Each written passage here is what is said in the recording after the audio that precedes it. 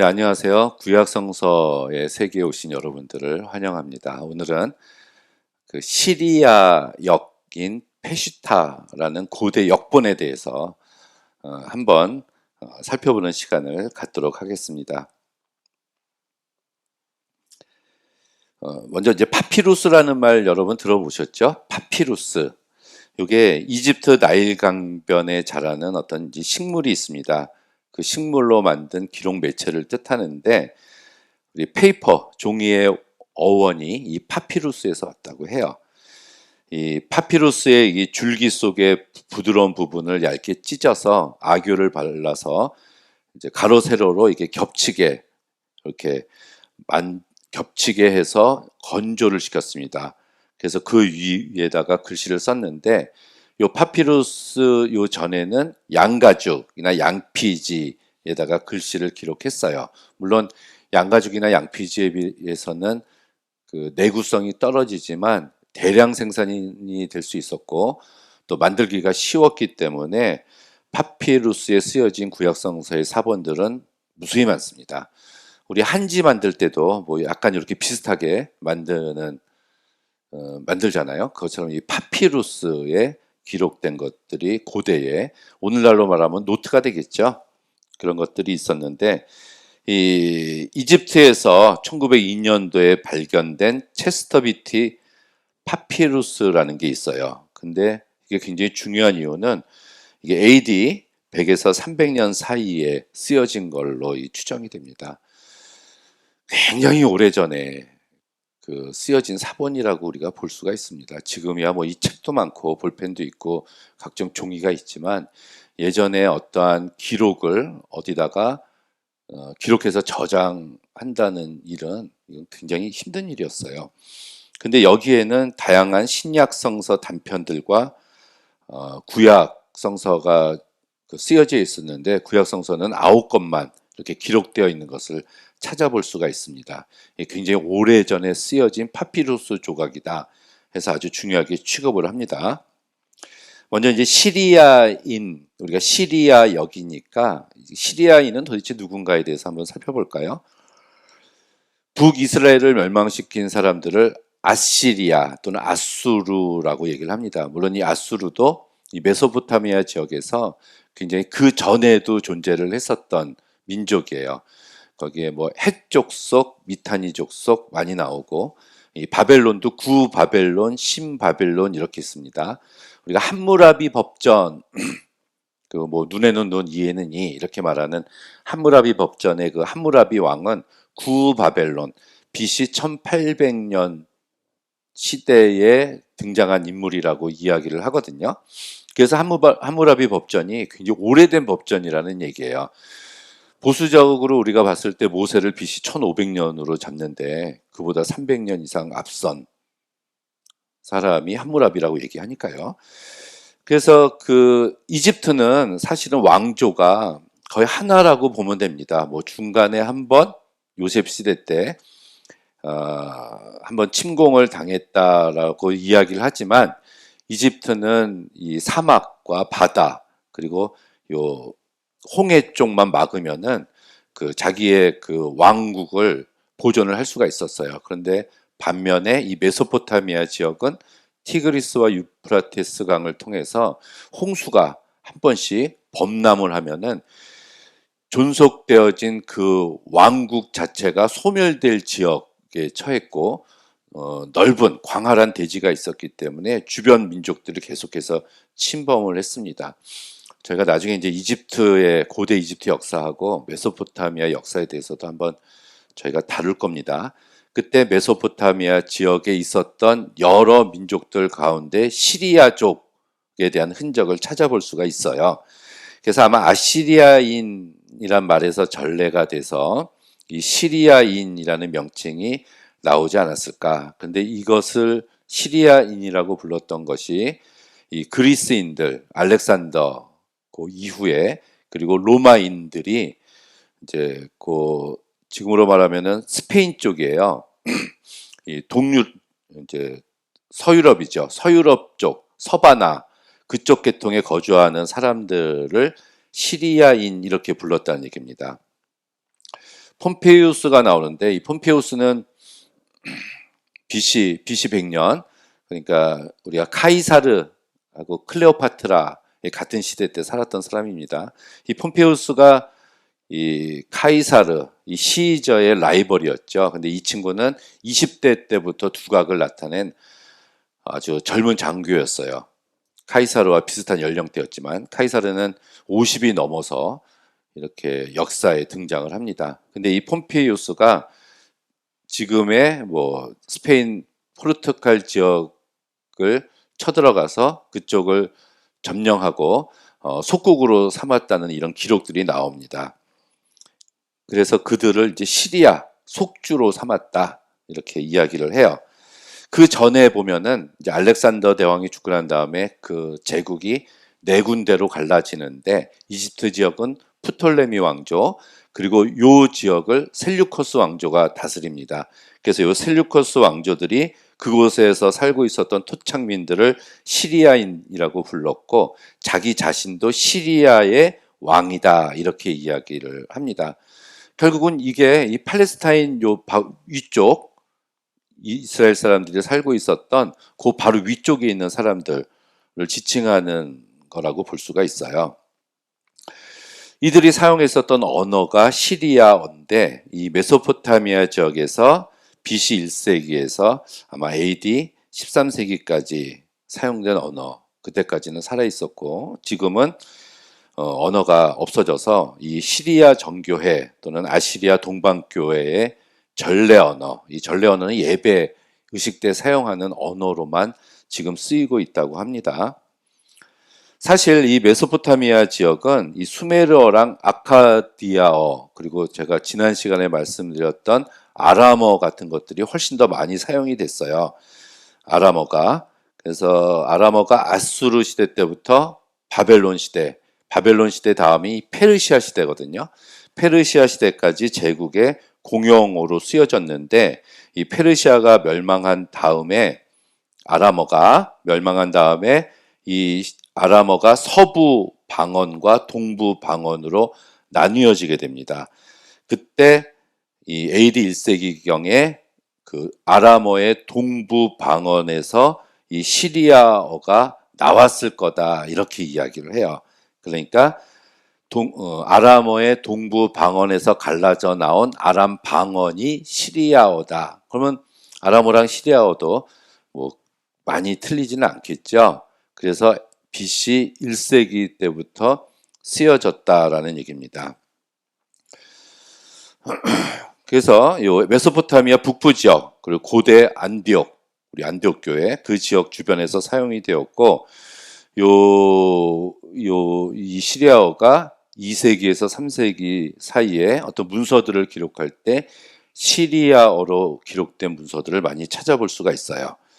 그런데 이 시리아어가 사용된 중심지에 에데사라는 도시가 있습니다. 이게 튀르키예, 터키죠. 터키 우르파 지역에 있는 그 도시인데 이 에데사라는 도시는 알렉산더 왕이 죽은 다음에 이 셀류커스 제국 때부터 아주 발전하기 시작한 중요한 도시였어요. 문명이 발달한, 그러니까 학문, 철학 이런 것이 발달한 도시였습니다. 특히 요 에데사라는 도시는 기독교가 헬라어를 사용하지 않는 지역이었어요. 에데사에 기독교가 있었는데 기독교인들이 있었는데 이들은 헬라어를 사용하지 않았다는 얘기입니다. 그렇지만 기독교가 전파가 돼서 에데사라는 도시가 기독교가 활발히 발달했는데 그 지역엔 시리아어를 사용하고 있었다는 얘기예요. 오히려 헬라어도 사용하지 않고 그래서 이곳을 중심으로 이제 성서를 번역해야 되겠다라는 요구가 와서 성서 번역을 시작했다라고 볼 수가 있습니다. 그래서 이 에데사엔 많은 학자들 또 수도사들이 있었는데요. 이들은 철학, 의학, 수학, 역사 등 고대 그리스의 중요한 저수들 그리고 기독교와 관련된 여러 가지 문헌들을 시리아어로 번역을 했습니다. 자, 이런 거 보면은 이제 번역이라는 것이 굉장히 중요해요. 우리가 공부를 하고 싶어도 그 1차 언어, 그 단어에 대해서 우리가 알 수 없어서 우리가 그 공부에 이렇게 밀접하게 접근하지 못하는 경우가 사실은 많이 있습니다. 영어학자들이 영어로 책을 썼는데 그걸 우리가 공부하면서 읽어야 되는데, 그러니까 이게 공부의 한계가 그거예요. 우리들도 공부를 하는데 교과서가 영어로 쓰여져 있다는 얘기죠. 제가 박사과정 공부하고 대학원 과정 공부할 때 20년 전이었는데 2000년대 초반, 2000년, 2001년 그때 또 번역된 영어 원서가 사실 지금처럼 많지 않았어요. 세미나를 하는데 교과서가 이제 교수님이 가지고 온 영어책이에요. 그거를 지금은 안 되는, 말도 안 되는 얘기지만 그거를 복사해서 가지고 같이 공부를 했었는데, 그러니까 공부를 하다 보면 내가 영어 공부를 하는 건지 신학 공부를 하는 건지 막 헷갈려서 중간에 그만둔 대학원생들도 많이 있습니다. 그래서 이제 번역자들이 굉장히 중요하다고 생각을 해요. 뭐 일본이 뭐 그거를 굉장히 뭐 잘한다고 얘기를 하는데, 저는 그 어떤 학문을 연구해서 박사학위를 받는 것처럼 번역자들에게도 박사학위와 준하는 대우를 해줘야 되지 않는가. 전문적인 번역가들이 저는 필요하다고 생각을 합니다. 전문가적인 번역을 잘하는 그런 사람들이 있어야 우리들이 마음 놓고 이 공부를 할 수 있거든요. 너무 대접을 못 받고 있죠. 번역가들 굉장히 중요합니다. 번역이 어려워요. 번역이 어렵습니다. 예. 그래서 문제는 초기 시기, 그러니까 2세기, 3세기, 4세기 아주 기독교가 막 생겨난 얼마 되지 않은 그 시기에 기독교와 관련된 성서뿐만이 아니라 기독교와 관련된 여러 가지 문서들이 번역이 됐는데 그 중에서 시리아역으로 번역된 것이 많이 있다. 이게 굉장히 중요하다는 얘기입니다, 사실. 그리고 그 시리아어로 번역된 문헌들이 다시 아랍어로 번역이 돼서 이슬람 문명에도 많은 영향을 끼쳤다. 7세기경, 이게 600년대인데 이때 이슬람이 이쪽 이 서유럽 국가 이 지역을 이제 쳐들어왔습니다. 그래서 이때 공용어가 이 아람어에서 아랍어로 바뀌어요. 아랍어로. 그 중에서 이제 시리아어는 주로 문학 언어나 전례 언어로만 이렇게 이제 사용이 되게 됐습니다. 언어가 이렇게 사라지기도 해요. 사라지기도 합니다. 이제 사용하지 않으면 사라지는 거예요. 당시 이 이슬람 교도들이 이제 정복을 하고 나서 개종을 시키잖아요. 이슬람으로. 그러니까 당연히 아랍어를 사용하게 했고 일정한 자유를 줬지만은 아주 이제 관리 제도나 불이익을 굉장히 많이 줬기 때문에 지배당하는 그 백성들이 자신들의 언어를 잃고 이제 이슬람화 되어 갈 수밖에 없었어요. 그래서 이슬람이 지금도 이렇게 많이 있는 겁니다. 시리아어로 번역된 것을 이제 페시타 이렇게 얘기합니다. 이제 아람어로 번역된 것은 탈굼이라고 얘기의 뜻이요. 그래서 AD 2세기경에 시리아어를 사용하는 그리스도인들이 많이 늘어나니까 번역할 필요가 생겼다. 항상 필요가 있어야 공급이 이루어집니다. 페시타의 뜻은 단순하다, 쉽다라는 뜻이에요. 그래서 AD 170년경, 예수님보다 170살 어리죠. 이 사람인 타티아노스라는 사람이 사복음서를 합쳐서 디아테사론이라는 것을 시리아어로 사복음서 이걸 번역을 했습니다. 이게 170년의 사복음서로 우리 마테마가 누가 요한복음서를 이게 헬라어로 쓰여진 이 네 가지 복음서를 시리아어로 번역한 게 AD 170년이란 얘기예요. 그 말은 AD 170년 전에 마테마가 누가 요한복음이 이미 완성되었다라는 것을 우리가 여기서 알 수 있죠. 그리고 그 네 개를 시리아어로 번역했던 이유는 다른 문서들도 많이 있었는데 신약 성서 문서들 그 중에서 이 네 복음서가 아주 중요했다라는 얘기겠죠. 우리가 뭐 외경에 도마 복음도 있고 뭐 유다 복음도 있고 마리아 복음서도 있고 막 있잖아요. 근데 그런 것들이 번역이 안 되고요. 네 가지가 번역됐다는 것은 이미 그들에게 있어서 인정받고 있었다는 사실입니다. 그리고 이제 1842년에 이집트 니트리안 사막에 있는 수도원에서 쿠레토니아 페시타라는 것과 1892년 이집트의 캐더린 수도원에서 시내산 페시타들이 발견이 됐는데 분석을 학자들이 해보니까 AD 2세기 말이나 3세기 초에 시리아어로 번역된 역본이었다. 역본을 이제 필사를 했는데 필사한 시기는 한 300년도 지난 500년경이었다라는 것이 밝혀졌습니다.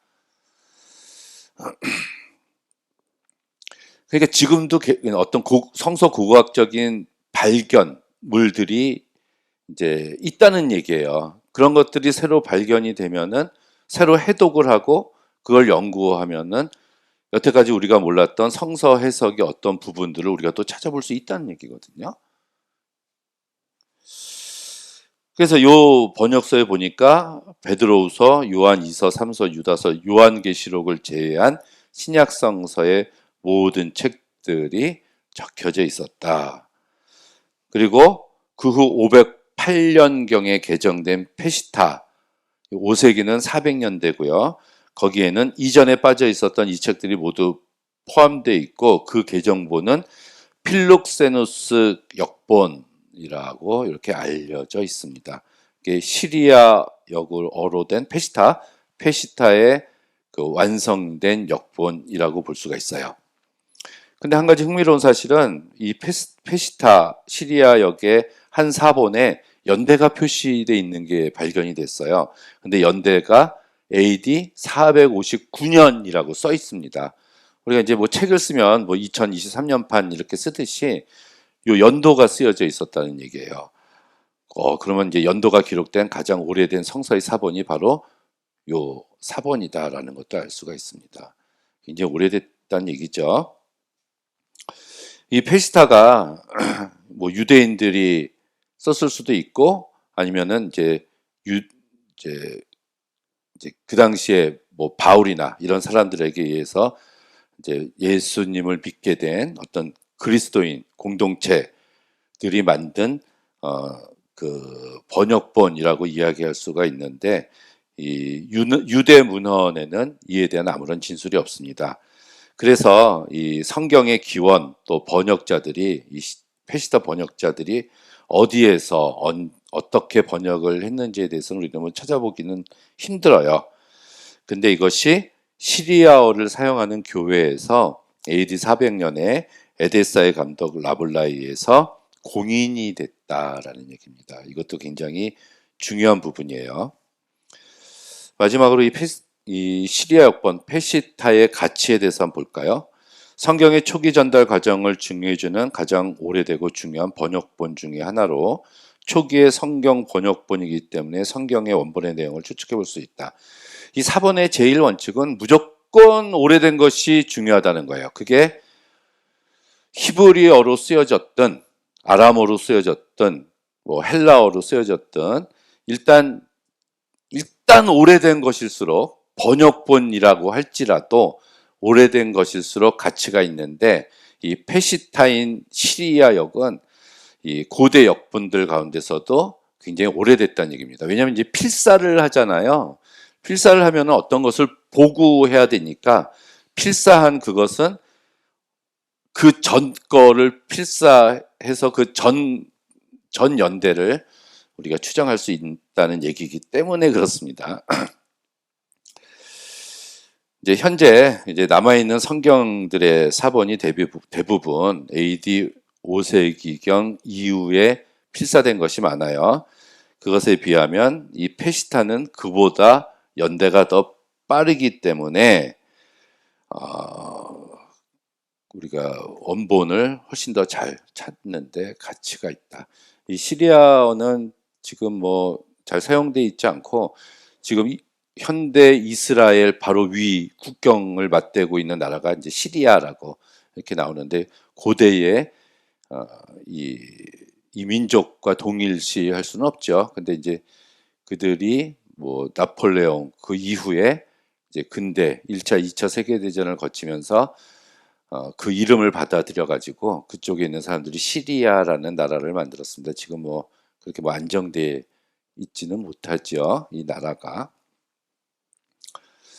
아무튼 이제 이런 아주 중요한 역본도 하나 있다는 거. 전체적으로 볼 때 이 페이스타는 마소라 전통을 따르고 있다. 이 말은 이제 히브리어 성서 본문을 중요하게 여긴다라는 얘기고요. 특히 오경과 정기 예언서에서 이 현상이 두드러진다. 이제 이런 것들을 우리가 발견할 수 있다는 얘기예요.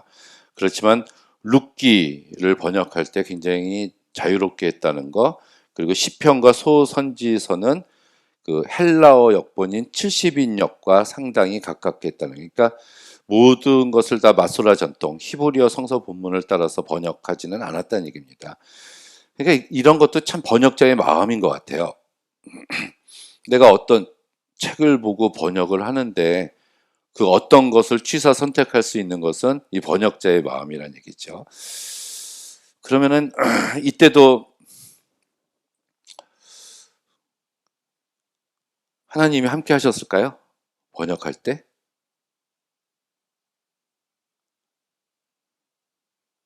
우리가 성경, 뭐 신구약 성경 66권이 이제 원 저자가 있다고 얘기했잖아요. 그러니까 하나님께서 성령의 감동을 받 어떤 사람을 선택을 하셔서 성서의 저자, 그래서 하나님께서 그 성서 저자의 재능, 문학적인 재능, 신학적인 통찰력, 역사를 보는 안목, 문학적인 기교 이런 것들을 다 동원하셔서 하나님께서 성령을 주셔서 성령을 받은 그 저자들이 성경을 썼는데 그 썼던 것을 또 후에 제가 그 편집자들이라고 말씀을 드렸거든요. 또 편집자들의 활동이 있었는데 그 편집자들의 활동에도 하나님이 함께 하셨다. 그런데 그렇게 해서 완성된 그 성서를 어떤 신앙 공동체가 받아들이느냐에 따라서 달라졌다는 얘기예요. 그래서 유대인 공동체는 구약 24권만 받아들이고 우리 기독교 공동체는 신구약 66권, 카톨릭은 그 가운데 7권을 더 넣고 뭐 몰몬경은 저기 이슬람은 구약하고 코란을 자기의 경전으로 받아들이는 그러니까 그 신앙 공동체에도 하나님이 함께 하셨다. 우리가 이제 그렇게 결론을 냈거든요. 그 최종적인 기록자는 물론 하나님이시지만 원저자와 편집자와 신앙 공동체가 아우러져서 근데 지금 여기는 하나가 또 나왔는데 그게 번역자예요. 그럼 번역자들이 그 성서를 자기네 말로 번역을 하면서 번역하는 과정에 하나님이 또 저자와 편집자와 신앙 공동체에게만큼 하나님이 성령으로 함께 하셨냐라는 얘기죠. 결국은 우리말 성경도 마찬가지예요. 제가 제일 마지막에 다룰 게 우리 한글 성경을 이야기할 건데 그 우리 한글 성경은 처음에 1800년대 말 1900년대 초에 번역된 뭐 예수 성교 전서나 구역 같은 경우는 한문 성경이나 그런 것을 보고 그 번역을 한 거지 히브리어 그 원 히브리어 원어를 보고 그 번역을 한 게 아니거든요. 그러면 그 전에 성경책은 하나님의 말씀이 아니다 이렇게 생각을 해야 되나요? 우리나라 말 성경 굉장히 많잖아요. 개역 개정도 있고 또 현대어 성경도 있고 표준세 번역도 있고 뭐 아가페 출판사에서 나온 거, 뭐 두란노에서 나온 거, 또 공동 번역도 있고 그건 말이 막 틀리잖아요. 뭐 씁니다, 뭐 가라사대, 이르시되 그거는 아무 문제가 안 되나요? 틀린 부분도 있는데 자 이런 것들이 우리가 고민을 해야 할 문제입니다. 내가 가지고 있는 이 성서가 나에게 오기까지 이게 정말 굉장히 기적과 같은 일이었다라는 것을 살펴봐야 됩니다. 한동안 이 이야기가 계속될 것 같아요. 그래서 같이 고민해보는 그런 시간을 가졌으면 좋겠습니다. 예, 감사합니다.